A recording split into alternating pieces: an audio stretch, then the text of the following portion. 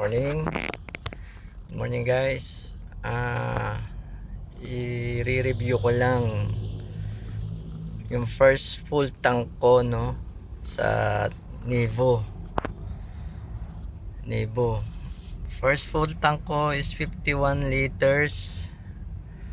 Tingnan natin kung yung kiniklaim nila na 1,215 kilometer range combined na electric pati ng hybrid ng Chang'an Nevo. Ang tinatakbo ko na guys is 1,084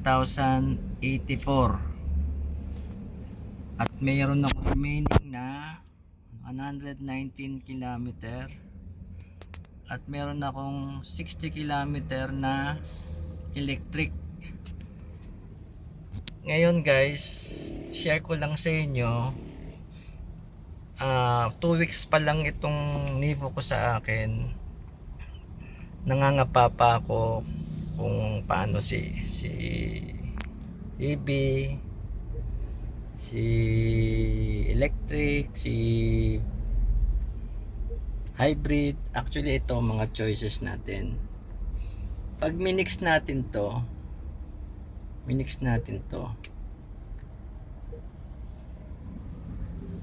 hybrid siya.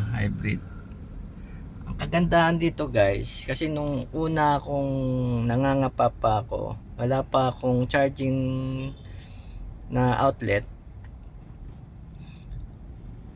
nagcha-charge pa ako dito sa tinatawag nilang Smart SIN parking charging. Pag pinarking charging mo yan, kailangan pala nakapark. Pag kailangan nakapindot yung park para gumana siya. Ayan, may medium, may pass, tapos kung ilang percent ang gusto mo na i-charge mo nang nakapark ka. Actually ginawa ko yan many times kasi wala pa akong charger. Ang problema kasi nagme-message si Chang'an ng hindi ka pa nakakapag full charge. So ini-inform ka niya na mag full charge ka na. So ginawa ko yan, which is hindi nyo na kailangan gawin kasi mainit yung makina pag nagcha-charge kayo ng sasakyan, lalo na kung pinas charge nyo, mainit. So yung consumption ko sa gasolina, kumain pa ako doon ng hindi tumatakbo.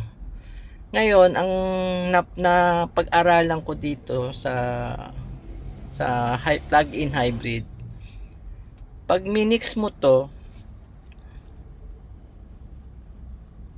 di hybrid ka na po, ito ang galing. Pwede mong adjust yan. Halimbawa kung babiyahe kayo ng malayo at wala nang laman ng battery nyo, iset nyo lang siya, diretso ang combustion, pero napupunta lang siya sa battery, which is yung kinonsum mong gasolina na turumabil ka na, napunta sa battery na makakalibre ka ulit ng travel. Nagets nyo ang point ko? So naka comfort mode lang ako, hindi ako nag sports mode, puro comfort mode lang ako, na very satisfied talaga ako dito. Kailangan lang talaga natin maging maging observant tayo, na i-observe natin yung sasakyan ninyo, kung ano yung mga features makukuha nyo. Ang lang dito, dapat itong drive safe warning, lagi nyo dapat i-off tong automated emergency braking. Off nyo yan. Dapat ino-off yan, kasi na-experience ko biglang hinto talaga, grabe, medyo magugulat ka. Yun lang.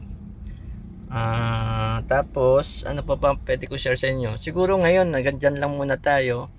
Very satisfied ako, no? 1,000 kilometer. Actually, maka 1,000 lang ako. Happy na ako eh. Itong kilometer na to, hindi siya talaga accurate na per kilometer.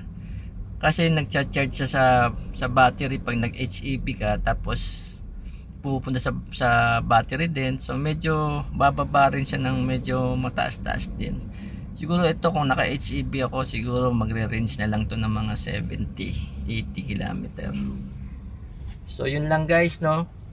Kung nagustuhan nyo to, paki-like naman kung medyo nakatulong sa inyo yung idea.